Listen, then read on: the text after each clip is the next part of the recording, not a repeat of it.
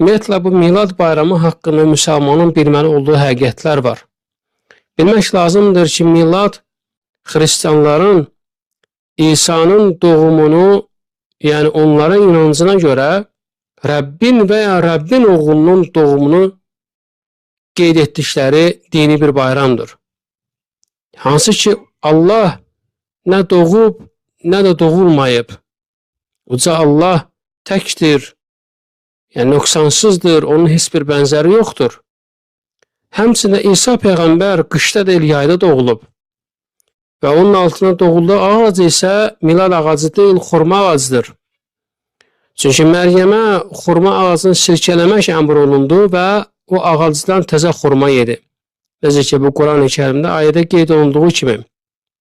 Və bu da məhz yay aylarında baş verir.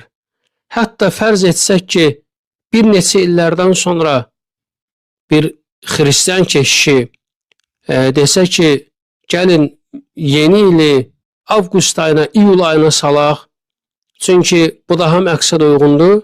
Yenə də bu ona rəvaz vermir ki, müsəlmanlar qeyri-müsəlmanların bayramına qeyd eləsinlər. Çünki bu bayramların dində heç bir əsli yoxdur. Və müsəlmanın iki əziz bayramı var. Qurban və Ramazan bayramı.